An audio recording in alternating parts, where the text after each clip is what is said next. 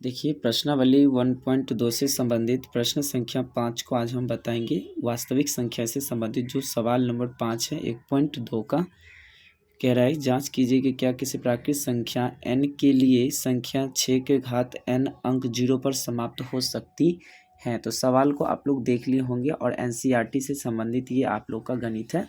तो चलिए देखते हैं सवाल नंबर 5 को। तो सबसे पहले हम इस सवाल को यहाँ पे लिख भी दिए हैं। सवाल को आप लोग ज़रूर ध्यान से पढ़ लीजिए। चलिए हम इसको सॉल्व करते हैं। क्या करना है देखिए, तो हल में हमें करना क्या है, तो देखिए 6 के घात n क्या कह रहा है कि 0 पर समाप्त होना चाहिए। तो 6 के घात n जो है 0 पर समाप्त हो सकता है। तो हम इसके लिए देखिए इसमें थोड़ा ध्यान से सुनना है आप लोग को। और देखिए हम करेंगे क्या, तो लिखेंगे कि यदि n के किसी मान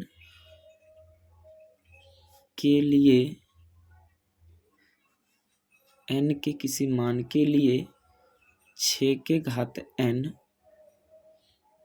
शून्य पर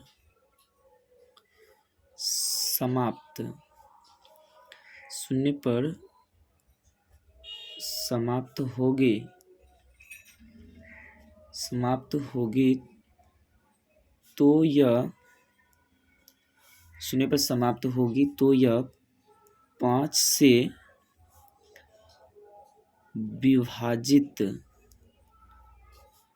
विभाजित होगी। देखिए मैंने यहाँ पे क्या लिखा है, यदि n के किसी मान के लिए 6 के घात n शून्य पर समाप्त होगी तो यह 5 से विभाजित होगी। अर्थात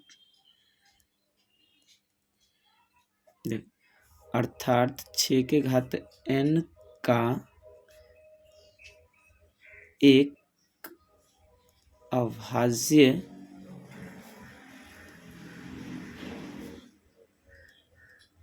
अभाज्य गुणनखंड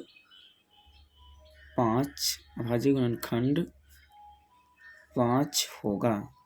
देखिए जैसे 6 के घात n का एक अभाज्य गुणनखंड 5 होगा, मतलब 6 है ना, तो उससे एक कम करके हमको लिखना है 5 होगा। जैसे ही 5 होगा तो हम लिखेंगे लेकिन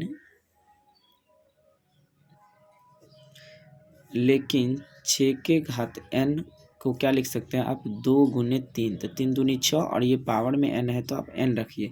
इसका मतलब ये हुआ कि 2 के पावर, ये n का मतलब क्या होता है, इस पे भी पावर है और इस पे भी पावर है, तो 2 के पावर n और 3 के पावर n। अब इसको हम कुछ नहीं कर सकते हैं, तो हम यहाँ पे कह सकते हैं, थोड़ा ध्यान से देखिएगा। तो हम यहाँ पर ये लिखेंगे कि यहाँ हम देखते हैं कि 6 के घात n के अभाज्य गुणनखंडों के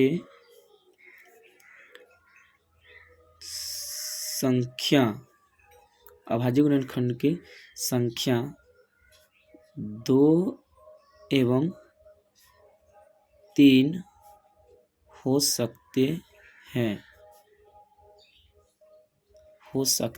देखिए मैंने यहाँ पे क्या लिखे हैं, कुछ नहीं किया, आप लोग को बस ध्यान से इसको देखते रहना है। क्या क्या देखिए यहाँ पे जैसे 6 के घात n था ना, उसको हम 2 गुने 3 लिखे ना, तो यहाँ पे वही लिखे। यहाँ पर हम देखते हैं कि 6 के पावर n के अभाज्य गुणनखंड की संख्या 2 एवं 3 हो सकते हैं। तो यहाँ पर जैसे ही हो सकते हैं तो हम यहाँ पे क्या लिखेंगे, ध्यान से देखिए। यदि गणित की आधारभूत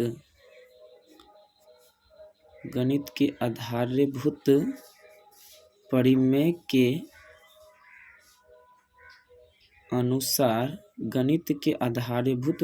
के अनुसार 6 के घात n के गुणनखंड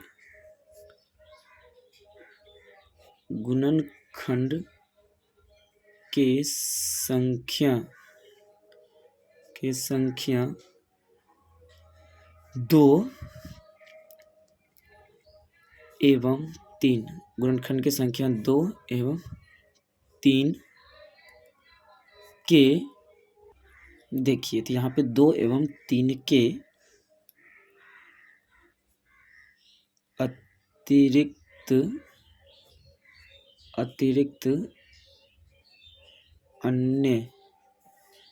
अतिरिक्त अन्य कोई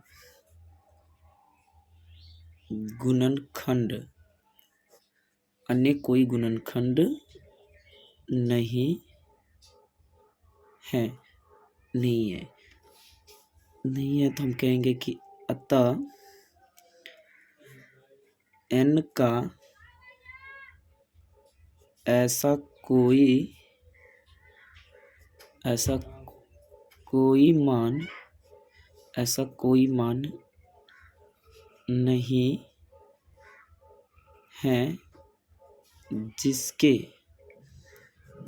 मान नहीं है जिसके लिए 6 के घात n अंक 0 पर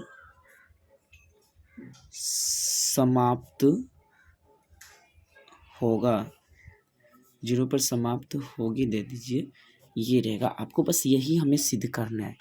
देखिए मैंने क्या किया है, एक बार ध्यान से और देख लीजिए। देखिए यहाँ पे बस आपको लगता होगा कि सर सवाल में तो आप बहुत सारी चीज़ लिख दिए हैं।